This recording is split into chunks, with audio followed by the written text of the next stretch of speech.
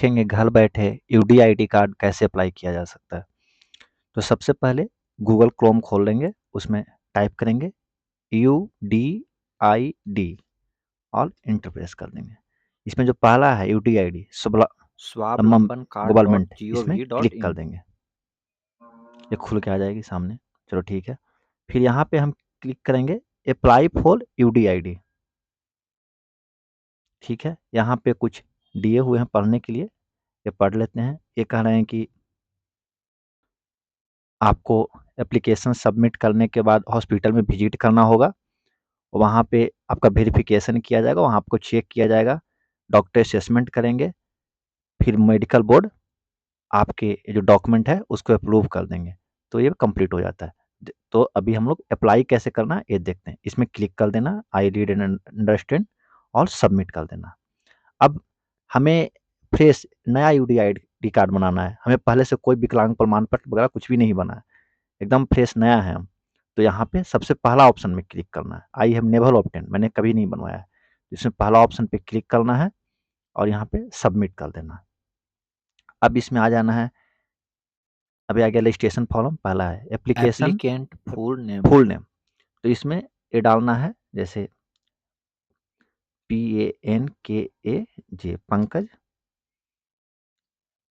Capital में डालना है PANKAJ पंकज कुमार। ठीक है। मोबाइल नंबर, तो आपका मोबाइल नंबर जो भी हो, 99 56, ये डाल देना है। अब आपको ईमेल आईडी, अगर आपके पास ईमेल आईडी है तो ठीक है, नहीं है तो छोड़ भी सकते हैं। ऐसे ईमेल आईडी है तो आप डाल दें, जैसे कि ईमेल आईडी स्मॉल में डाला जाता है।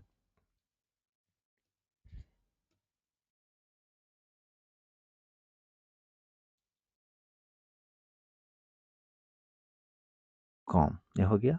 फिर इसके बाद डेट ऑफ बर्थ, तो डेट ऑफ बर्थ अपना सेलेक्ट कर लें, इसमें यहाँ पे आ जाएं, इसमें ईयर सेलेक्ट कर लें आपका, जैसे डेट ऑफ बर्थ मेरा 2001/1/2000। ठीक है। जेंडर मेल हैं तो आप मेल सेलेक्ट कर लीजिए। Name of applicant father mother या गार्जियन, आपके पेरेंट अगर फादर किसी के एक नाम का नाम डाल देना है, जैसे नेम ऑफ एप्लीकेशन फादर इसमें सेलेक्ट कर लिए। ठीक है। Applicant father name, applicant father name हो गया।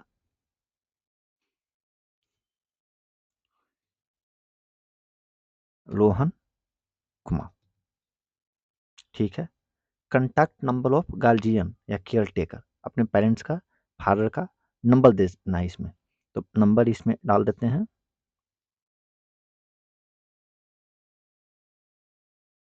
फोटो ओनली जेपीजी, ये बोल रहा है कि आपको जेपीजी में फॉर्मेट में फोटो देना है जो 5 से 100 केबी के बीच में हो।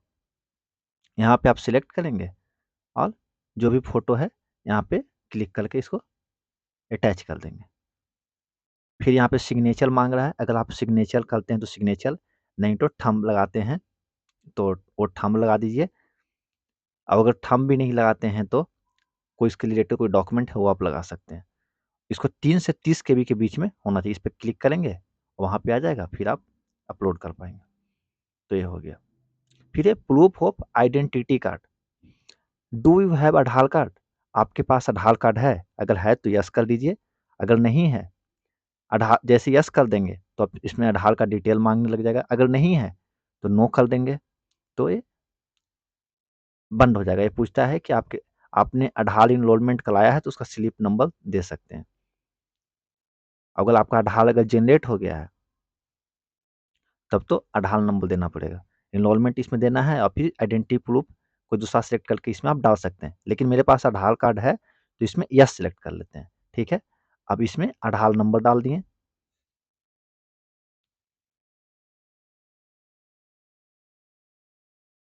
ये हो गया। I agree to share information भी इसमें क्लिक कर देना है। सिलेक्ट आइडेंटिटी प्रूफ, इसमें भी हम आधार कार्ड सेलेक्ट कर लेते हैं, और आधार कार्ड का जो हमें यहाँ पे उसका फोटो 10 से 500 केबी के बीच में होना चाहिए। इसको सिलेक्ट करके इसमें हम अपलोड कर देंगे। ठीक है। अब यहाँ पे एड्रेस में आ जाइए, तो एड्रेस में यहाँ आपको पूरा पता लिख देना है, जैसे ऐसे विलेज,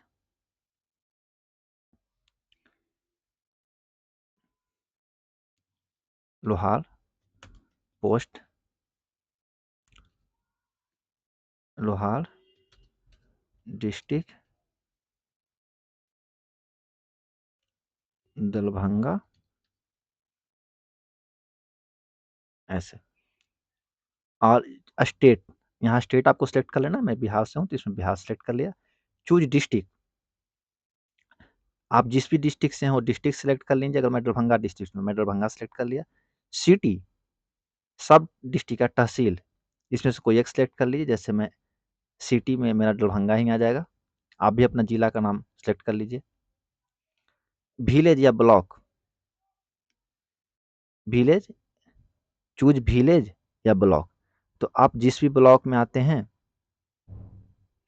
वो ब्लॉक का नाम सेलेक्ट कर लीजिए। चलिए ठीक है। इसमें अपना पिन कोड सेलेक्ट कर लीजिए, जो भी पिन कोड है आपका। अब नीचे आ जाइए। डिसेबिलिटी टाइप, डिसेबिलिटी टाइप में देखिए क्या क्या विकल्प है, इसको मैं आपको डिटेल में बताता हूँ किसका अर्थ क्या होता है। डिसेबिलिटी टाइप को हम लोग डिटेल में देखेंगे, किसमें क्या होता है, कहाँ कौन सा सही विकल्प क्या होगा। तो ये दिव्यांगजन अधिकार अधिनियम 2016 में 21 प्रकार के निसक्ताओं की पहचान के प्रमुख लक्षण बताए गए, उसी के अकॉर्डिंग उसमें तय होता है। तो सबसे पहला है ब्लाइंडनेस। ब्लाइंडनेस में आ जाता है, कौन कौन आ जाएंगे, दृष्टिबाधित, जैसे में आंखों की पलकें बंद है, कांच पूर्ण सफेद होता है, आंखों की पुतली ना होना, पलकों का स्थिर रहना, तेजी से झपकना, आंखों का ना होना, आंखों का लाल होना, लगातार पानी आना, परिवार में कोई सदस्य जिसे देखने में कठिनाई होती है, तो ये आ जाएंगे। फिर ब्लाइंडनेस, ब्लाइंडनेस में कौन आएंगे, रंगों को पहचान नहीं पाना, रंग के प्रति आकर्षण नहीं होना, चलते समय रास्ते में पड़ी वस्तु से टकराना। दृष्टिहीन, वस्तुओं की पहचान हाथ में लेकर स्पर्श क्षमता द्वारा करना, मतलब देख के नहीं, स्पर्श से करना, दिशात्मक वस्तुओं के प्रति कोई प्रतिक्रिया ना होना, ये आ जाएंगे ब्लाइंडनेस में। दूसरा विकल्प है अपना लो विजन। लो विजन में किनको डाला गया है, इसमें बताया जाता है कि बालक अपनी आंखों को बहुत ज्यादा मलता है, एक आंख को ढक लेता है एवं सिर आगे की तरफ झुकाता है, पुस्तक को बहुत नजदीक से पढ़ता है, पलकों को सामान्य से ज्यादा झपकाता है, आंखों में तिरछापन होना, पलकों पर अत्यधिक सूजन का होना, आंखें अत्यधिक लाल होना, ये लो विजन का लक्षण है। लो विजन का और क्या लक्षण है ये भी देखेंगे। आंखों की पुतलियों का आकार सामान्य से कम होना, इस आंख की पुतली जैसे जो समान जनरल आकार होते हैं उससे कम गया तो भी आ जाएंगे इसमें। रास्ते का सही अनुसरण नहीं करना, प्रकाश के प्रति अति संवेदनशील होना, प्रकाश से उनको प्रॉब्लम होने लगता है, सिर दर्द की लगातार शिकायत करना, कम दिखता है 60 वर्ष से कम आयु की स्थिति में, वो भी आ जाएंगे लो ब्लाइंडनेस में।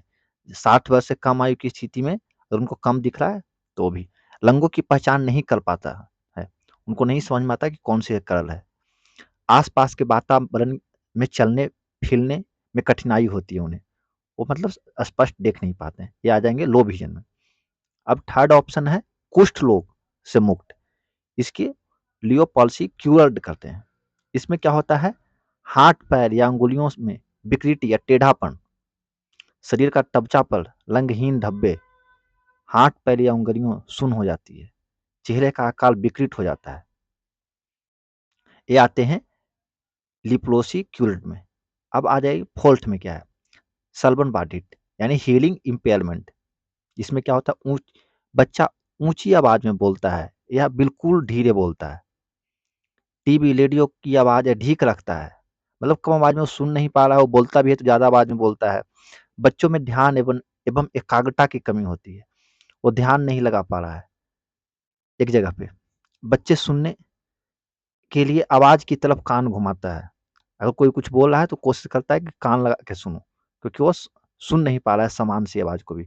बच्चे प्राय निर्देश को नहीं समझ पाते हैं, वो निर्देश नहीं समझते हैं, बच्चे श्रुति लेख सही प्रकार से नहीं लिख पाते हैं, जैसे उनको बोल के अगर लिखाया जाता है कोई कुछ चीज तो सही से नहीं लिख पाते हैं क्योंकि वो सुन नहीं पा रहे हैं।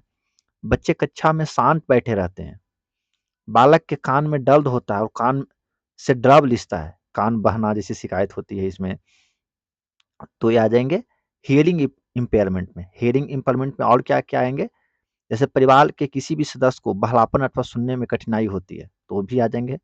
बहलापन है ऊंचा सुनना या कम सुनना, अगर ऊंचा सुन रहा है कोई समान सी आवाज की वो भी बहलापन है, और कम सुन रहा है वो भी बहलापन है। इसको साइंस की भाषा में 60 dB से 70 dB हार्ड ऑफ हियरिंग के अंदर होनी चाहिए।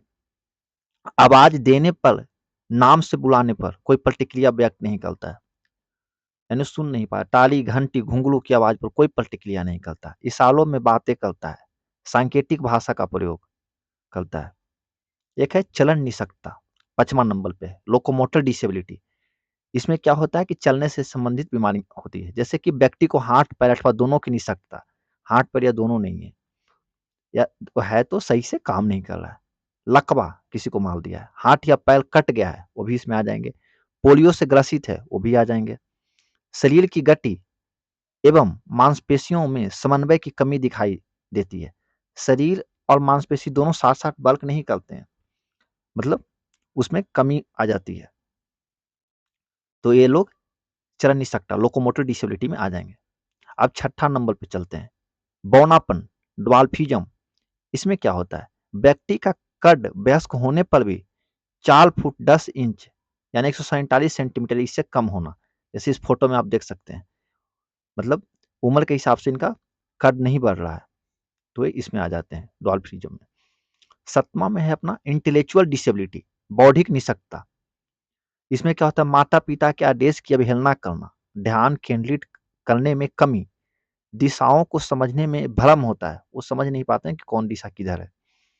बोलचाल की भाषा का विकास देरी से होता है, ये बच्चे देरी से बोलते हैं। हम उम्र बच्चों के समान कार्य नहीं कर पाते, इनकी उम्र के बच्चे जो और जो काम कर लेते हैं ये काम नहीं कर पाते। सीखने में समस्या इनको आती है, समाधान तार्किकता आदि में कठिनाई होती है। प्रतिदिन के कालजों, सामाजिक कालजों एवं अनुकूल व्यवहार में कमी होती है, ये अनुकूल व्यवहार नहीं कर पाते हैं। तो ये आते हैं इंटेलेक्चुअल डिसेबिलिटी, बौद्धिक निषकता। बौद्धिक निषकता में और कौन कौन आएंगे, दैनिक जीवन की क्रियाएं, जैसे कपड़े पहनना, बटन बंद करना, मंजन करना, खाना पीना आदि भी स्वयं नहीं कर पाता है, ये भी आ जाएंगे। बोलने, स्वयं की आवश्यकता को व्यक्त करने में कठिनाई, ये बोल नहीं पाते हैं, ये भी आ जाएंगे। पढ़ने लिखने बस समझने में कठिनाई इनको होती है। समस्याजनक व्यवहार से ग्रसित होते हैं, ये समस्या से ग्रसित हो जाते हैं। मंगोलिज्म के लक्षण दिखाई देते हैं। आंखों और हाथों में समन्वय में कमी होता है, इनका आंख और हाथ सही से काम नहीं करता है, ये भी आ जाएंगे इंटेलेक्चुअल डिसेबिलिटी में। अब 8वां कॉलम में है मानसिक लोगी, मेंटल इलनेस। मेंटल इलनेस में अस्वाभाविक व्यवहार करता है, खुद से बातें करना, भलम जाल, मट्टी भलम, व्यसन, नशे का आदि, अधिकतम डर भय, किसी भी वस्तु या इंसान से अत्यधिक लगाव इत्यादि इसमें आ जाएंगे। व्यक्ति को बिना किसी कारण से जल्दी गुस्सा आ जाता है, या गुमसुम अथवा अकेलापन अच्छा लगता है, या गुमसुम में रहता है, अकेलापन अच्छा लगता है। व्यक्ति अपनी स्वच्छता या दुनियादारी से अनजान होता है, या अपने आप को केयर नहीं कर पाते हैं, ये मानसिक लोग हैं, मेंटल इलनेस। मानसिक लोगों की और भी लक्षण है, जैसे व्यक्ति के मन में विचार आता है कि उसको कोई भगवान, भूत या बाहरी शक्ति नियंत्रित करती है। व्यक्ति के मन में बराबर आत्महत्या के विचार आते हैं। अन्य व्यक्ति को बातें करता देख समझता है कि मेरे बारे में बातें कर रहे हैं, संदेह कर लेता है, बार बार मूड बदलता है, व्यक्ति को आत्मग्लानि होती है, ये मानसिक लोग हैं, मेंटल इलनेस में आ जाते हैं। 9वां में है ऑटिज्म स्पेक्ट्रम डिसऑर्डर। इसमें अपने वातावरण में परिवर्तन नहीं चाहते इन लोग। बच्चे में सोचने में समझने की क्षमता कम होती है, एक ही शब्द को बार बार बोलते हैं, जो इनसे कहते हैं उसे दोहराते हैं। इन शब्दों में समस्या व्यवहार पाए जाते हैं, जैसे आक्रामकता, आत्मघाती व्यवहार। व्यक्ति को किसी कार्य पर ध्यान केंद्रित करने में कठिनाई होती है, आंखें मिलाकर बात नहीं कर पाना, गुमसुम खोया हुआ रहता, पुअर आई कंटेक्ट, इनका आई कंटेक्ट मिला के बात नहीं कर पाते हैं, यह autism spectrum disorder. Autism spectrum disorder के और भी लक्षण है, जैसे व्यक्ति को अन्य लोगों से घुलने मिलने में कठिनाई होती है, अकेला रहना ये पसंद करते हैं, अति संवेदनशील, ये किसी भी चीज के प्रति इनकी संवेदनशीलता का स्तर ज्यादा होता है। वस्तुओं से खेलने, इकट्ठा करने में असामान्य रुचि दिखाते हैं। कोई रुचि नहीं होता इनको खेलने उलने में, शरीर या हाथों को हिलाते रहते हैं, इनका शरीर अपने आप हिलता रहता है। 10वां है सिलेब्रल पाल्सी, पोलियो, नल इंजरी जिसको कहते हैं। इसमें है बालक अपने दोनों हाथों को प्रयोग एक साथ नहीं कर पाता है। गोद में लेटे समय, कपड़े पहनाते समय, नहलाते समय बच्चे का शरीर अकड़ जाता है। बालक में एकाग्रता की कमी होती है। व्यक्ति को पैरों में जकड़न, चलने में कठिनाई, हाथों में काम करने में कठिनाई होती है। व्यक्ति को चलने में कृत्रिम अंग, बैसाखी, कैलिपर इत्यादि का उपयोग करता है। ये आते हैं सिलेब्रल पाल्सी में। सिलेब्रल पाल्सी के और भी लक्षण इसमें बताए गए हैं। अंगों में विकृति पाई जाती है। पाँव, आंख और हाथों का समन्वय एवं संतुलन कमजोर होता है। मुंह खुला रहता है और लाल गिरती है। खाना, काटना, चबाना एवं निगलने में कठिनाई होती है इन्हें। इसमें एक या एक से अधिक अंग प्रभावित होते हैं। यह प्रोग्रेसिव न्यूरोलॉजिकल स्थिति है। ये सिलेब्रल पाल्सी के लक्षण। 11 नंबर पे है मांसपेशी दुर्विकास, मस्कुलर डिस्ट्रॉफी। मांसपेशियां कमजोर हो जाती है इसमें, मांसपेशियों में विकृति होती है, इसमें विकृति बढ़ती हुई होती है, जकड़न आ जाती है, व्यक्ति पंजों के बल चलता है, व्यक्ति को दौड़ने या कूदने में परेशानी होती है। यह वंशानुगत बीमारी है, ये वंश की आधार पे ट्रांसफर हो जाता है, मस्कुलर डिस्ट्रॉफी। अब है 12 में chronic neurological condition, chronic neurological condition, मस्तिष्क और स्पाइनल कोड में असंतुलन हो जाता है। यह स्थिति न्यूरोन की स्थिति के कारण होता है। मस्तिष्क में जो न्यूरॉन होता है इसकी स्थिति के कारण हो जाता है। 13 में है स्पेसिफिक लर्निंग डिसेबिलिटी। इनमें क्या लक्षण पाए जाते हैं? बोलने, समझने, श्रुति लेख, बलतनी लेखन, पढ़ने में समस्या, बलतनी में समस्या, साधारण जोड़, बाकी गुणा भाग में कठिनाई होती है। व्यक्ति को अकाल, भाल, दूरी आदि को समझने में कठिनाई होती है। व्यक्ति को बार बार निर्देश देने की आवश्यकता पड़ती है एवं भाषा समझने या शब्दों का अर्थ समझने में कठिनाई होता है। व्यक्ति को दिशा चिन्ह समझने में एवं वस्तुओं का बोर्ड करने में कठिनाई होती है। 13 नंबर पे है स्पेसिफिक लर्निंग डिसेबिलिटी। इसमें क्या होता है? समस्या समाधान में कठिनाई होती है, एकाग्रता में तो कमी आ ही जाएगी, वाक्य एवं वाक्यांश को समझने में मुश्किल होती है। बालक का पठन पाठन में प्रस्तुतिकरण एवं उम्र से मेल नहीं खाता है। मौखिक अभिव्यक्ति अच्छी होती है लेकिन लिखने में कठिनाई आती है। मल्टी स्क्लेरोसिस, इसमें क्या होता है? व्यक्ति के दिमाग एवं लीड की हड्डी में समन्वय में परेशानी हो जाता है। दिमाग और लीड की हड्डी में, ब्रेन और लीड की हड्डी में छट्टी हो जाती है। ये जैसा कि फोटोग्राफ में आप देख सकते हैं। 15 नंबर पे है वाक एवं भाषा निषक्तता, स्पीच एंड लैंग्वेज डिसेबिलिटी। इसमें होता है परिवार का कोई सदस्य गूंगा है या बोलने में कठिनाई होती है। इसमें समान बोली से अलग बोलता है जिसे कि परिवार के सदस्यों के अलावा अन्य लोग नहीं समझ पाते। स्पष्ट नहीं बोल पाता, बोली भाषा में निरंतरता नहीं होती। यह स्थायी निषक्तता है, ये परमानेंट डिसेबिलिटी है। इसे समझने वाली भाषा तो ठीक होती है परंतु अभिव्यक्त भाषा में कठिनाई होती है। ये समझ तो लेते हैं लेकिन बोल नहीं पाते हैं। थैलेसीमिया 16 नंबर पे आता है। डॉक्टर के अनुसार खून में हीमोग्लोबिन की विकृति होती है। खून में हीमोग्लोबिन में कुछ प्रॉब्लम आ जाती है, समस्या आ जाती है। खून की मात्रा कम होती है, हीमोग्लोबिन की कमी पाई जाती है। इलाज चल रहा हो तो चिकित्सक की पर्ची आवश्यक देखनी है। खून की जांच रिपोर्ट आवश्यक देखनी है। इनको लगातार खून के लेकर परेशानी होती रहती है। हीमोफीलिया, अधिक रक्तस्राव, इसमें क्या होता है? चोट लगने पर अधिक रक्तस्राव होता है। चोट लगेगा तो एक जगह रक्त जमा हो जाएगा। घाव से रक्त बहना बंद ही नहीं होता, घाव हो गया तो उससे रक्त बंद ही नहीं हो रहा है। यह बीमारी पुरुषों में मिलती है और औरत से पुरुष में स्थानांतरित होती है।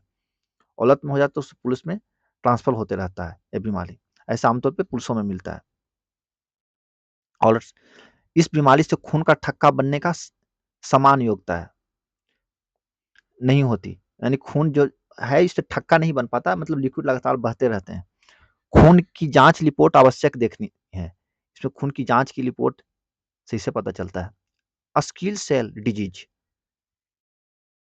चिकित्सक द्वारा खून अत्यधिक कमी रक्त बताई गई है। खून की कमी से शरीर के अंग अवयव खराब हो गए हैं। चिकित्सक के इलाज की पर्ची से ही पहचाना जा सकता है। खून की जांच रिपोर्ट देखनी पड़ती है इसमें भी। 19 में है बहुत निषक्तता, मल्टीपल डिसेबिलिटी। इसमें व्यक्ति को 2 या 2 से अधिक तरह की निषक्तता से ग्रसित होते हैं, जैसे बधिरता के साथ अंधापन, मतलब सुन भी नहीं सकते और देख भी नहीं सकते। मानसिक मंदता, सिलेबल पल्सी, मानसिक रोगी, चलन नहीं सकता, मुख नहीं सकता, सलवन नहीं सकता, ऑटिज्म दृष्टिबाधित, कुष्ठ लोग।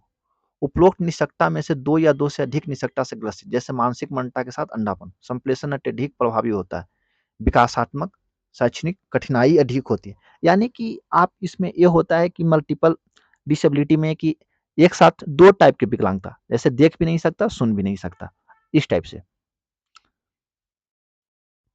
2 या 2 से अधिक भी हो सकते हैं। तेजाब हमला पीड़ित, एसिड अटैक विक्टिम, तेजाब हमले की वजह से व्यक्ति के अंग असमान या प्रभावित होते हैं। शरीर के अंग, हाथ, पैर, आंख, गला और चेहरा आदि असमान एसिड की वजह से उनके शरीर प्रभावित हुए हैं, तो वो इसमें आ जाएंगे एसिड अटैक विक्टिम में। या फिर पार्किंसंस लोग, पार्किंसंस डिजीज, इसमें क्या होता है, हाथ, पांव, मांसपेशियों में जकड़न, तंत्रिका तंत्र प्रणाली संबंधी कठिनाई होती है, व्यक्ति की कमर झुक जाती है, हाथ लटके हुए रहते हैं, व्यक्ति छोटे छोटे कदम भरकर चलता है, साथ में हाथ नहीं हिलते हैं, व्यक्ति के हाथों में कंपन होता है, घूमने मूवमेंट एवं चलने फिरने में कठिनाई होती है। चिकित्सक की रिपोर्ट या पर्ची आवश्यक है, इसके लिए चिकित्सक की रिपोर्ट के हिसाब से पहचाना जाता है। यह रहा पूरा डिटेल किस किस टाइप की डिसेबिलिटी है, ऐसा है। फिर इसको आप उसके अकॉर्डिंग भर लें, जैसे मान लीजिए कि लो विजन है हमारा, तो लो विजन डाल दिए और इसको इधर क्लिक करेंगे।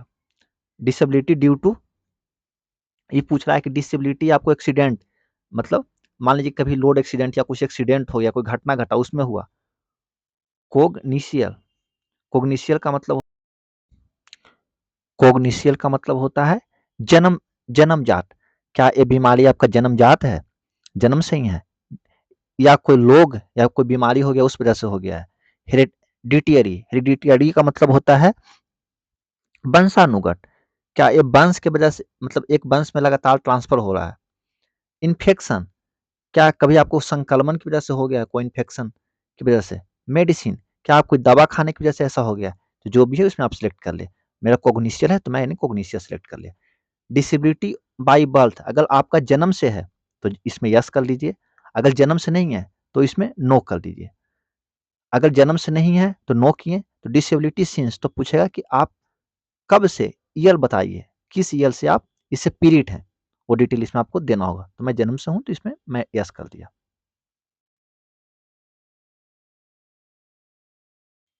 Hospital full assessment full UD ID card disability certificate, is your treating hospital in other state या डिस्ट्रिक्ट, ये कह रहा है कि क्या आपका जिस स्टेट में आप रहने वाले हैं या जिस डिस्ट्रिक्ट में आप रहने वाले हैं वहीं आपका ट्रीटमेंट हो रहा है या कहीं दूसरे जगह हो रहा है, कहीं दूसरे राज्य में या जिला में हो रहा है। जैसे मैं बिहार में दरभंगा से हूँ, तो क्या बिहार के दरभंगा में ही आपका हो रहा है ट्रीटमेंट जिला में, या कहीं दूसरे जगह हो रहा है, दूसरा जिला, जैसे मान लीजिए पटना में हो रहा है, ऐसा कुछ तो नहीं। तो मेरा is your treating hospital in other state, तो नहीं, मेरा सेम जिला में हो रहा है, तो यस कर दिया। हॉस्पिटल नेम, क्योंकि अगर जब आपको दिव्यांग सर्टिफिकेट बनाना हो तो अगर आपको परमानेंट एड्रेस में कहीं बनवाना होता है आमतौर पे, तो नो ही करें आप। फिर हॉस्पिटल का नाम आ जाएगा, civil surgeon officer office Darbhanga, इसमें सेलेक्ट कर लीजिए। फिर ये एक हॉस्पिटल होगा, फिर इसमें 8+3 कैप्चा है, इसको ऐसे कर दीजिए। फिर यहाँ पे क्लिक कीजिए, आई हेल्प बाई डिक्रियल डेट, और यहाँ आप सबमिट वाले बटन पे क्लिक कर लीजिए। जैसे ही ये सबमिट हो जाएगा, सबमिट पर क्लिक करते ही हमारे द्वारा फिल की गई सारी जानकारी फिर से आ जाती है, एप्लीकेशन का प्रीव्यू आ जाता है। इसको हमें फिर से चेक कर लेना है, अगर सब सही है तो ठीक है, नहीं तो फिर एडिट करना पड़ेगा आपको। एडिट ऑप्शन पे क्लिक करके आप इसमें सुधार कर सकते हैं, या अगर सब सही है तो फाइनल सबमिट पे क्लिक कर दें। फाइनल सबमिट पे क्लिक करने के बाद इसके बाद हमें डाउनलोड एप्लीकेशन पे क्लिक कर लेनी है, डाउनलोड रिसिप्ट पे क्लिक कर लेनी है। तो एप्लीकेशन फॉर्म डाउनलोड हो जाती है, फिर रिसिप्ट डाउनलोड हो जाती है। इसके बाद अभी जो रिसिप्ट डाउनलोड किए उसको ऐसे ओपन कर लेना है। इसमें जो एड्रेस सेलेक्ट किए उस एड्रेस होगा, हॉस्पिटल का इसमें नाम होगा। फिर एप्लीकेशन फॉर्म जो डाउनलोड किया आपने उसको प्रिंट कर लेना है, और इसके साथ आधार कार्ड अटैच करके उस हॉस्पिटल में चले जाना है। वह विकलांगता की जांच करेंगे और उसके बाद अप्रूव कर देंगे, तो आपका यूडी आईडी कार्ड बन जाएगा। अगर आप अपने एप्लीकेशन का स्टेटस चेक करना चाहते हैं तो इसी वेबसाइट पे आ जाना है और ट्रैक योर एप्लीकेशन है, इस पे क्लिक करना है। इसमें आप अपना यूडी आईडी नंबर अभी जो है उस यूडी आईडी नंबर तो अभी आपको फिर मोबाइल नंबर पे क्लिक कर सकते हैं, आधार नंबर पे क्लिक सकते हैं या एनरोलमेंट नंबर पे क्लिक कर सकते हैं। अभी आपको एनरोलमेंट नंबर मिल गया होगा, उसमें वो जो डिटेल था उसमें मिल गया। यूडी आईडी नंबर तो अभी आपके पास मिलेगा नहीं जब तक उस अप्रूव नहीं होगा। तो मोबाइल नंबर या आधार नंबर डाल के आप यहाँ पे ऐसे डिटेल डालेंगे, जो भी आपका मोबाइल नंबर है ऐसे डाल के जैसे ही आप सबमिट करेंगे तो यूडी आईडी कार्ड जारी होने के बाद यहाँ से डाउनलोड भी कर सकते हैं। इसमें पीडब्ल्यूडी लॉगिन है, इस पे क्लिक करना है। इसमें अपना इनरोलमेंट नंबर डाल देना है, जो भी आपका इनरोलमेंट नंबर है इस तरह से ऐसे क्लिक डाल देना है। फिर इसमें आप अपना डेट ऑफ बर्थ सेलेक्ट कर लें। डेट ऑफ बर्थ है मेरा 1/1/2000। फिर एक कैप्चा क्लिक डाल देना है इसमें और इसके बाद लॉगिन वाले बटन पे क्लिक कर देना है। इसके बाद ऐसा खुल जाएगा माई अकाउंट। इसमें अपडेट अपना नाम में अपडेट कर सकते हैं, आधार नंबर अपडेट कर सकते हैं, डेट ऑफ बर्थ अपडेट कर सकते हैं, मोबाइल नंबर कर सकते हैं, ईमेल आईडी कर सकते हैं। अगर आपका कार्ड में कोई इशू हो तो सरेंडर कर सकते हैं, वापस कर सकते हैं। अपना कार्ड को ट्रैक कर सकते हैं, आपका कार्ड कहाँ आया आ रहा है, अभी का आपके पास नहीं पहुँचा। अगर आपका कार्ड लॉस हो जाता है या नोट रिसीव करते हैं तो इस पे क्लिक कर सकते हैं, अपील कर सकते हैं। अब आप अपने डाउनलोड एप्लीकेशन वाले फॉर्म क्लिक कर सकते हैं। डाउनलोड रिसिप्ट, जो रिसिप्ट आपको मिला था, download e certi disability certificate, ये डिसेबिलिटी सर्टिफिकेट यहाँ से डाउनलोड कर लें। Download your EUD card, UD ID card को आप यहाँ से डाउनलोड कर लें। Doctor diagnosis sheet, feedback query, ये सारा चीज़ आप कर सकते हैं। तो अभी हम यहाँ पे डाउनलोड ई डिसेबिलिटी सर्टिफिकेट और ईयूडी आईडी कार्ड डाउनलोड करेंगे। डाउनलोड ईयूडी आईडी कार्ड पे सिलेक्ट किए, डाउनलोड ये यहाँ हो गया। ये रहा ईयूडी आईडी कार्ड। इसका प्लास्टिक का डाक के द्वारा आपके घर पे पहुंच जाएंगे। अगर आपको यूडी आईडी कार्ड से संबंधित कोई भी समस्या है तो आप हमें कमेंट करें।